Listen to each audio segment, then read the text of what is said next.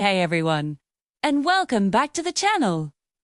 Today, we're taking a deep dive into the rich and complex history of Florida. A story that begins long before theme parks and beach resorts. We're going to explore the world of Florida's indigenous peoples, the original inhabitants who shaped this land for thousands of years. So, grab a seat, and let's travel back in time. The story of people in Florida starts at least 14,500 years ago.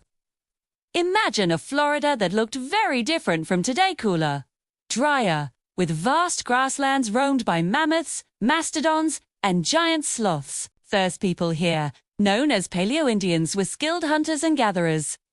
They lived in small, mobile groups, following these massive animals and utilizing the abundant natural resources. Archaeologists have found incredible evidence of their lives, like stone tools and animal bones with cut marks, at underwater sites like the Page Lodson site on the Orcilla River. These finds prove that humans were here, thriving, during the last ice age.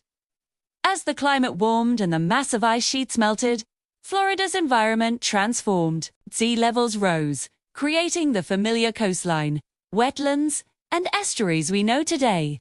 The megafauna disappeared, and people had to adapt. This marks the beginning of the Archaic period, around 10,000 years ago. People became less nomadic. They developed new tools for hunting smaller game, like deer, fishing, and gathering a wide variety of plants. A key innovation from this time was the otlot, or spear thrower, which made hunting much more effective. They also started creating some of the earliest pottery in North America and built massive shell mounds, midens, which were basically ancient community centers and refuse piles combined.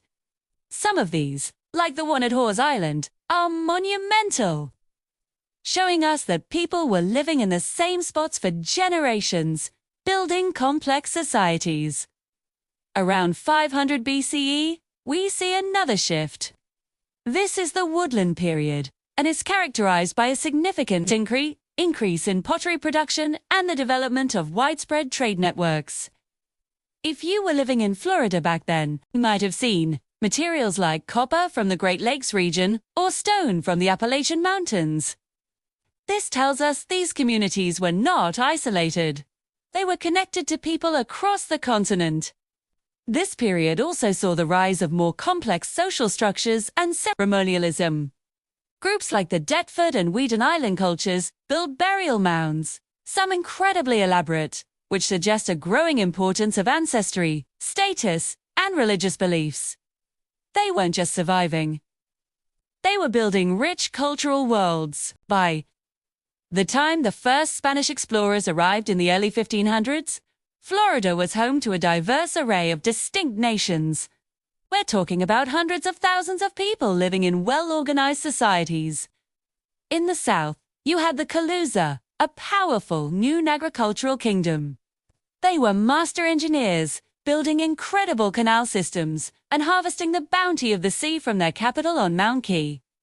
They were so successful with fishing and maritime resources that they didn't need to farm corn, like many other groups. Further north, you had the Timucua, who occupied a huge territory in northeast and north-central Florida. They were not one single tribe, but a confederation of different chiefdoms that shared a common language. They were farmers, growing corn, beans, and squash, and lived in large, fortified villages. Their society was highly structured, with chiefs, nobles, and commoners. In the Panhandle, there were the Appalachi. They were known for their fertile lands and intensive agriculture, producing so much corn that they supplied other tribes, and even the Spanish later on. Their capital, Anhica near present-day Tallahassee, was a major political and religious center. Other important groups included the Tequesta in the Miami area, the Tocobaga around Tampa Bay, and the Ayes along the central Atlantic coast. Each of these nations had its own unique language, traditions, and way of life, perfectly adapted to their specific corner of Florida. The arrival of Europeans, starting with Ponce de Leon in 1513, was a cataclysmic event. It brought diseases to which the indigenous people had no immunity, leading to devastating population collapses. It also brought conflict, warfare, and attempts at forced conversion and enslavement. The Spanish established missions, particularly in Timucua and Apalachee territory, forever changing the social and political landscape. Over the next 2 centuries, the combined pressures of disease, Spanish colonization, and raids by English colonists and their Creek allies from the north led to the tragic decline and eventual disappearance of these ancient Florida nations as distinct political groups. By the mid-1700s, the Calusa, Timucua, Apalachee, and others were largely gone from the peninsula. But the story of indigenous people in Florida doesn't end there. In fact, a new chapter was just beginning. As the original nations declined, a new group began to form. These were people from various Creek and other Muskogean-speaking tribes from Georgia and Alabama who migrated south into the now depopulated lands of Florida. They were joined by Africans escaping slavery in the English colonies. Together, this multi-ethnic, multilingual coalition of newcomers became known as the Seminole, a name derived from a Spanish word meaning wild or runaway. The Seminoles quickly established a new way of life in Florida, adapting to the subtropical environment. They built their homes, called chickees, with open sides and thatched roofs, perfect for the warm, wet climate. They incorporated elements from the different cultures that formed their group, creating a powerful new identity.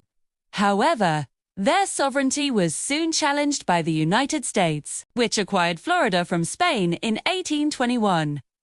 American settlers wanted the land, and the presence of a powerful, independent, indigenous nation, one that also offered refuge to freedom-seeking enslaved people, was seen as a threat.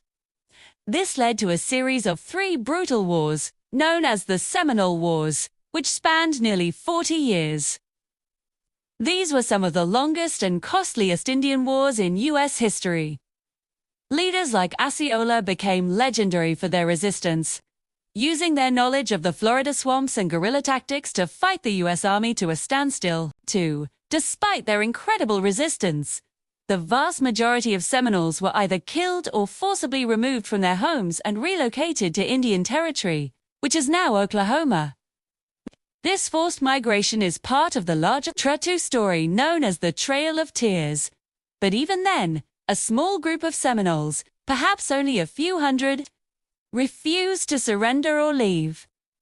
They retreated deep into the swamps of the Everglades and the Big Cypress Swamp, places where the U.S. Army couldn't easily follow. In isolation, they preserved their culture, their language, and their independence against all odds.